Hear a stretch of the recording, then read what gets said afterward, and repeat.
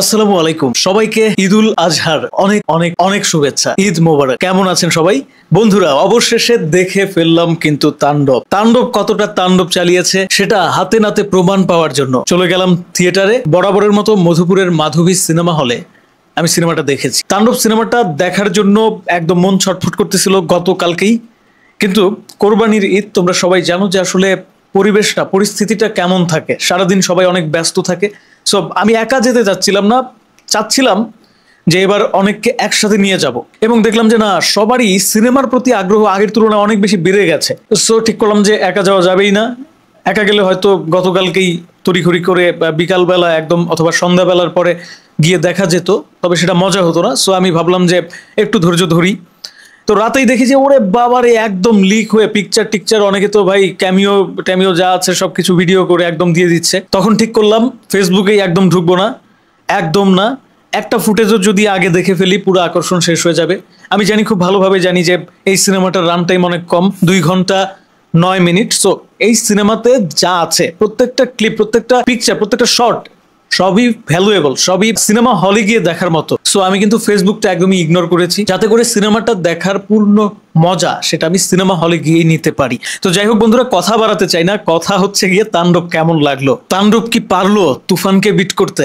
আমি আগে আমার এক ভিডিওতে বলছিলাম যে তাণ্ডবের সামনে সব থেকে বড় বাধা, সব থেকে বড় চ্যালেঞ্জ হবে তুফান, কারণ এইটা রায়হান রাফির সিনেমা। সো আমি সবসময় একটা বিষয় বিশ্বাসী যে কাউকে তুলনা করার সময় তার আগের কাজটার সাথে তাকে তুলনা করা উচিত। আমি এখানে রায়হান রাফির সাথে মেহেদী হাসান হৃদয়ের তুলনা করতে বসি নাই, বা এটা আসলে উচিত না। শাকিব খানের সাথে এখানে অন্য কোনো হিরোর তুলনা চলে না, করা উচিত না, আমার তো এরকমটাই মনে হয়। শুরুতেই সিনেমার গল্পের প্রসঙ্গে আসি। তাণ্ডব একটা সামাজিক রাজনৈতিক থ্রিলার টাইপ গল্পের সিনেমা। এই যে গল্পের সিনেমা, এইটা আমি কেন বললাম? ইতিপূর্বেও তো শাকিব খান তুফানে অভিনয় করছে, আমরা বারবারই বলেছি যে গল্পে আর একটু গভীরত্ব থাকতে পারতো। সেই যে একটা আফসোস, সেই যে একটা আক্ষেপ, সেটা কিন্তু তাণ্ডবে এসে একদম ফুলফিল করতে পেরেছে। ইয়েস, করতে পেরেছে। তবে শুরুর দিকে দর্শকের কাছে আগামাথা কিছুই ধরা দেবে না। গল্পের যে মেন থিম সেটা একদম আকর্ষণ হিসেবেই কিন্তু সম্পূর্ণ সিনেমা জুড়ে ক্যারি করবে। এই গল্পটা এমনভাবেই রায়হান রাফি প্রেজেন্ট করেছে যে একজন দর্শক শুরুতে যখন সিনেমাটা দেখা শুরু করবে বলবে যে না রে, আরো ভালো হইতে পারতো, এর থেকে তো বরবাদ ভালো ছিল, এর থেকে তো তুফান ভালো ছিল। ইভেন এমনও হতে পারে যে কিছু কিছু এমন সিন আছে, এমন এমন ডায়লগ আছে যেগুলো মিস করে গেলে সিনেমাটা আহামরি মনে নাও হইতে পারে প্রথম দিকে। আবারও বলতেছি, প্রথম দিকে একটা টিভি চ্যানেলের ভেতরেই সম্পূর্ণ সিনেমা শেষ হয়ে যাচ্ছে, এই ব্যাপারটা অনেকের কাছে বারবার প্রশ্ন জাগতে পারে। অনেকের কাছে মনে হইতে পারে যে গল্প কোথায়, গল্প কোথায়। একটা পর্যায়ে গিয়ে গল্প এমন একটা মোড় নেবে, বিশেষ করে ফার্স্ট হাফের পরে, সেটা সত্যি দর্শককে একটা অন্যরকম এক্সপিরিয়েন্স দিবে। আমি 100% শিওরিটি গ্যারান্টি দিয়ে বলতেছি। তাণ্ডবের মতো সিনেমা আমাদের বাংলাদেশের সিনেমা ইন্ডাস্ট্রির ইতিহাসে এর আগে কখনোই হয় নাই। যে সিনেমাকে আমি যদি বলি যে একটা মাস কমার্শিয়াল ফুল অ্যাকশন ঘরানার সিনেমা, তাহলেও ভুল হবে না। যে সিনেমাকে যদি বলি যে ভায়োলেন্স আছে, তাহলেও ভুল হবে না।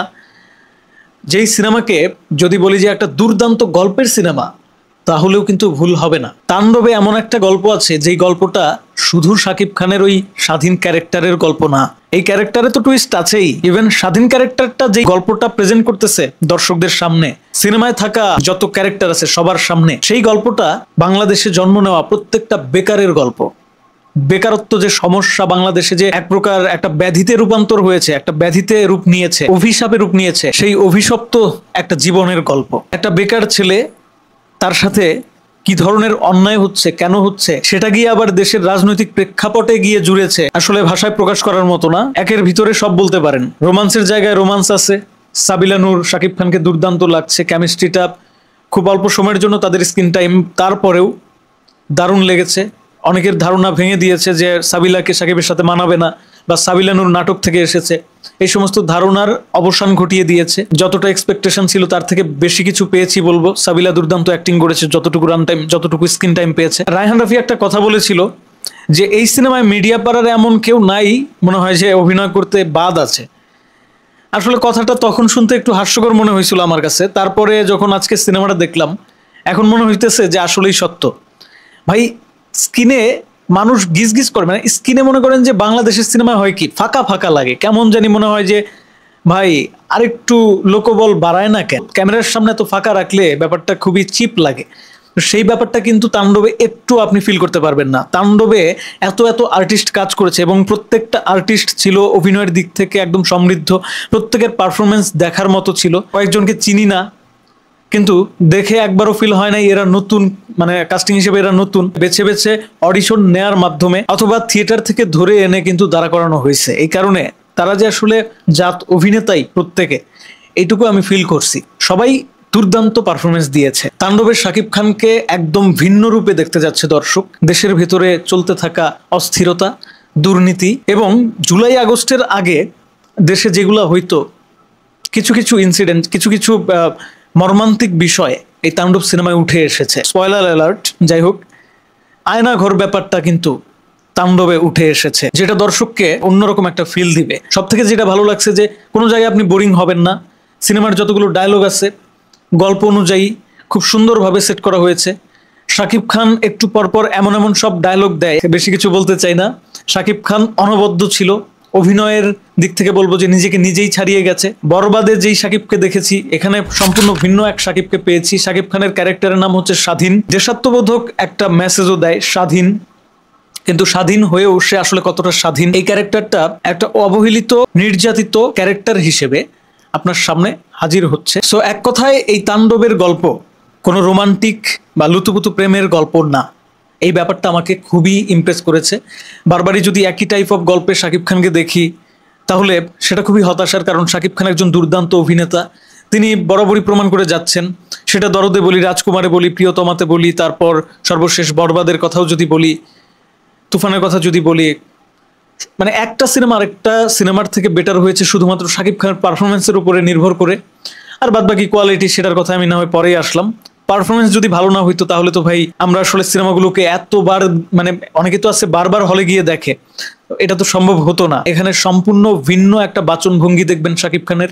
কণ্ঠটাও জানি কিরকম চেঞ্জ করে ফেলছে। এই সিনেমাতে স্বাধীন ক্যারেক্টারটা আমরা দুইটা প্যাটার্নে দেখতে পারি, সাইকো প্যাটার্ন এবং হচ্ছে একদম সাদা সিধা সহজ সরল একটা ক্যারেক্টার হিসেবেও তাকে আমরা দেখি। তারপরেও আরো অনেক টুইস্ট আছে। শেষে যে টুইস্ট আছে সেটার জন্য আপনি কোনোভাবেই প্রস্তুত থাকবেন না, বলবেন যে এটা এটা কি দেখলাম, কিভাবে সম্ভব হইলো। পুরা সিনেমা দেখে এখন দেখতেছি পুরাই আলাদা একটা কাহিনী, বা এটা তো এক্সপেকটেশন ছিলই না। ইভেন ওই যে অনেকগুলো প্রশ্ন এই সিনেমা দেখার সময় আপনার মাথায় এসে জড়ো হবে, অনেকবার মনে হবে যে এটা তো সম্ভব না, কিভাবে সম্ভব, শাকিব খান এইভাবে কিভাবে ফাইট করতেছে, এটা তো পসিবল না। কারণ একটা এত সহজ সরল ছেলে, সে কিভাবে, একটা বেকার ছেলে, একটা অসহায় ছেলে, সে কিভাবে এই সোয়াট, স্পেশাল পুলিশের স্পেশাল ফোর্স, র্যাব, আর্মি টার্মি এগুলোর সাথে কিভাবে সে পেরে উঠতেছে, এই প্রশ্নগুলো আসবে যদি আপনি আসলে অনেক সিনেমা দেখে থাকেন, বা সাধারণ দর্শক হইলেও আপনার মনে এই প্রশ্ন আসবেই। পরে গিয়ে যখন সকল প্রশ্নের উত্তর আপনি পাবেন, তখন আপনার কাছে মনে হবে এটা একদিনে পরিকল্পনা করা সিনেমা না। এবং এই সিনেমায় এত এত আর্টিস্ট কাজ করেছে, তার মধ্যে একজন আর্টিস্টও আমার চোখে পড়ে নাই যে অভিনয়ের দিক থেকে কাঁচা। প্রত্যেকেই তার নিজের জায়গায় দুর্দান্ত পারফরমেন্স করেছে। আরেকটা বিষয়, আমার এক পডকাস্টে এর আগে অভ্রদা এসেছিল, আপনারা অনেকেই ওই পডকাস্টটা দেখেছেন। অভ্রদা ওইখানে বলেছিল যে জয়া হোসেন পিস্তল তাক করে আছে, তাকে দেখতে খুব কমফোর্ট ফিল হচ্ছে না, মানে মনে হচ্ছে না যে সে খুব কমফোর্ট ফিল করতেছে। জয়া হোসেনকে দেখে মনে হচ্ছে আসলে কোনোদিন পিস্তলই ধরে নাই, অথবা তাকে দেখে অ্যাবনর্মাল মনে হচ্ছে, মানায় নাই। কিন্তু বিশ্বাস করেন, সিনেমা দেখার পর ধারণা চেঞ্জ হয়ে যাবে। কেন জয়া হোসেন একটু আনইজি ফিল করতেছিল, বা আসলে সে কি পেশায়, সে কি, সেটা ইতিমধ্যে অনেকেই জেনে গেছেন। যারা সিনেমা দেখছেন তারা তো জানেনি, ইভেন অনেকে তারপরেও জেনে গেছেন, যারা দেখেন নাই তারাও জেনে গেছেন। সিনেমাটা দেখার পরে ওই উত্তরটাও পেয়ে যাবেন যে আসলে জয়াকে কতটা পারফেক্টলি এখানে ব্যবহার করা হয়েছে। কেন সে পিস্তল ধরে একদম প্রশাসনের লোক ওই টাইপ ফিল দেয় নাই, সেখানেও সে পারফেক্টই ছিল, একদম পারফেক্ট ছিল। শুরু থেকে সিনেমাটা দেখার সময় অনেকবার মনে হতে পারে যে সম্পূর্ণ সিনেমা এই টেলিভিশন স্টুডিওর ভিতরে শেষ করে দিচ্ছে, ইনডোরে শেষ করে দিচ্ছে, গল্প নাই, কি হইতেছে এগুলা, না ভাল লাগতেছে না। একটু মনোযোগ দিয়ে দেখতে দেখতে কখন যে আবার আপনার কাছে এই গল্পটা সেরা হয়ে উঠবে, কখন যে মনে হবে যে এর আগে কিসের সিনেমা করছে, সেগুলো তো আসলে কাহিনীমূলক কোনো সিনেমাই ছিল না। এই সিনেমায় কাহিনীও আছে, দুর্দান্ত hand to hand fight action, যেটা আমরা আসলে দীর্ঘদিন যাবৎ চেয়ে আসতেছিলাম, সেটা পাবেন। বাংলা সিনেমায় এর আগে কখনো এই ধরনের অ্যাকশন সিন আমি দেখি নাই। আপনি দেখছেন কিনা কমেন্ট বক্স স্বাধীনতার জায়গায়, সিনেমাটা দেখে থাকলে কমেন্টে জানান। একটা অ্যাকশন সিনেমা হিসেবে তাণ্ডবী সেরা। দেশের ভিতরে রাজনীতির যে একটা মন্দ প্রভাব, সেটা যে আসলে একটা সাধারণ পরিবারের নিতান্ত সাধারণ একটা ছেলে যে কিনা এখনো পর্যন্ত চাকরি বাকরি করে না, তার উপরেও পড়তে পারে। নিরপরাধ একটা জীবনের সাথে যে আরো কয়েকটা জীবন জড়িত থাকে, তারাও যে ধ্বংস হয়ে যেতে পারে, কি যে হতে পারে, সেই ব্যাপারে কিন্তু দুর্দান্ত একটা মেসেজ দেওয়া হয়েছে। দেশের প্রত্যেকটা মানুষ কিভাবে যে আসলে এই সমস্ত দুর্নীতিবাজদের খপ্পরে পড়তে পারে, সেই ব্যাপারেও কিন্তু দারুণভাবে সচেতন করা হয়েছে, দেখানো হয়েছে। জুলাই আগস্টের আগে ঘটে যাওয়া কিছু ইনসিডেন্ট, যেমন মধ্যরাতে মানুষ গুম হয়ে যাওয়ার ব্যাপারগুলো, সেগুলো উঠে এসেছে। একটা প্রাসঙ্গিক গল্পের সিনেমা তাণ্ডব। সেই সাথে এখানে কমার্শিয়াল এলিমেন্ট যোগ করার জন্য রায়হান রাফি যেই চেষ্টাটা করেছে, দেশের সিনেমায় এরকম চেষ্টা এর আগে আমি কখনোই দেখি নাই। এর আগে যখন শুটিং হচ্ছিল তখনই তো আমরা জেনেছিলাম যে এই সিনেমায় তিনটা অ্যাকশন ডিরেক্টর কাজ করতেছে। তখন আমি বারবারই ভাবতেছিলাম যে কেমনে সম্ভব একটা সিনেমায় তিনটা অ্যাকশন ডিরেক্টর, এর আগে তো বাংলা সিনেমায় হয় নাই। হ্যাঁ, তামিল তেলেগু বলিউড ওরা তো করে, ওদের বাজেট অনেক বেশি থাকে, তো কেন তিনজন কেন লাগবে? আবার গুজামিল দিয়ে দিবে না তো, আবার উল্টাপাল্টা হয়ে যাবে না তো, এরকম একটা শঙ্কাও ক্রিয়েট হয়েছিল।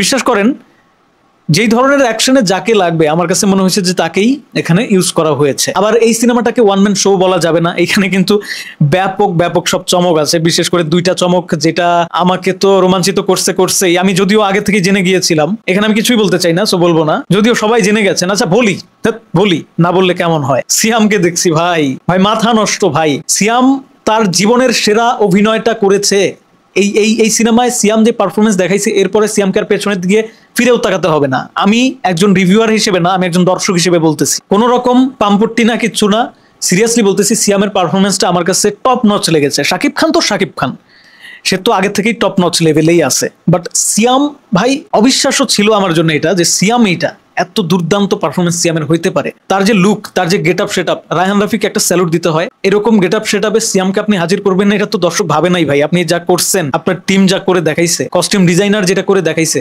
শাকিব খানকে আমরা বরবাদে যেই ক্যারেক্টারটাই দেখেছি না, আরিয়ান মির্জার, সেই ক্যারেক্টারটা যেরকম একটা ভায়োলেন্স ম্যান ছিল, জাস্ট এইটুকু বলবো যে সিয়াম মনে হয় যে সেই হুবহু সেই ক্যারেক্টারটা হয়ে ফিরেছে এই তাণ্ডবে। জাস্ট সিনেমাটা দেখতে যান ভাই। শাকিব খানকে তো ভাই উপভোগ করবেন, সাথে সিয়ামকে ফেলে দিতে পারবেন না।